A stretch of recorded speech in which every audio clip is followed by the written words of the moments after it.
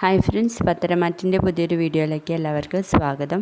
അങ്ങനെ ദേവയാനി നയനയോട് ചോദിക്കുന്നുണ്ട്, ആരാ മോളെ ഈ ചന്തുമോള്? അതമ്മേ, ഞങ്ങൾ അന്വേഷണത്തിലാണ് എന്ന് പറയാട്ടോ നയന. ഓ, അന്വേഷണത്തിലാണല്ലേ എന്നും പറഞ്ഞ് ആദർശിന്റെ ഷർട്ട് പിടിച്ച് വലിക്കുന്നുണ്ട്. എടാ, ഞാനും ജയേട്ടനും മുത്തശ്ശനും മുത്തശ്ശിയും വളർത്തിയ നീ എങ്ങനെ ഇങ്ങനെയായി? നിനക്ക് വിവാഹത്തിന് മുൻപേ ഒരു ബന്ധം ഉണ്ടെങ്കിൽ അത് ഞങ്ങളോട് പറഞ്ഞുകൂടായിരുന്നില്ലേ? എന്തിനു നീ വേറെ കല്യാണം കഴിച്ചു? ഞാൻ എല്ലാവരോടും പറയായിരുന്നു നിനക്ക് ഒരു ദുശീലവും ഇല്ലാത്ത മോനാണെന്ന്. അതുകൊണ്ട് തന്നെയാ അർഹിക്കുന്നതിലും അപ്പുറമുള്ള ഒരു സ്ഥാനം മുത്തശ്ശൻ നിനക്ക് നൽകിയത് എന്ന് പറയട്ടെ ദേവയാനി.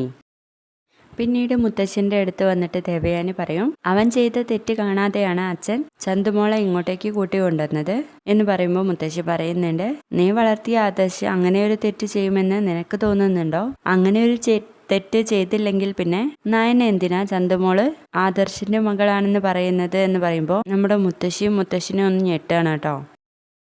പിന്നീട് നമ്മുടെ ജലജ പറയുന്നുണ്ട്, ചന്തുമോളെന്ന് വെച്ചാൽ അവൾക്ക് ജീവനായിരുന്നല്ലോ എന്നങ്ങ് പറയുന്ന നേരത്തെ അഭി പറയും, ഇപ്പോൾ ചന്തുമോളെ മാത്രമല്ല സ്വന്തം മോനെ വരെ അവര് തള്ളിക്കളയും. അത് ആദ്യത്തെ സംഭവമല്ല, അമ്മ ഇവിടുത്തെ ദത്തുപുത്രിയാണല്ലോ. അപ്പൊ അമ്മയുടെ മകൻ എന്ത് ചെയ്താലും ദത്തുപുത്രിയുടെ മകൻ ചെയ്ത തെറ്റായിട്ട് വരും. അപ്പോൾ അതിനൊക്കെ കുറ്റങ്ങൾ കാണും. ആദർശ് എന്തെങ്കിലും ചെയ്താൽ അതിനൊരു തെറ്റും കാണില്ല എന്നൊക്കെ പറയാണേ.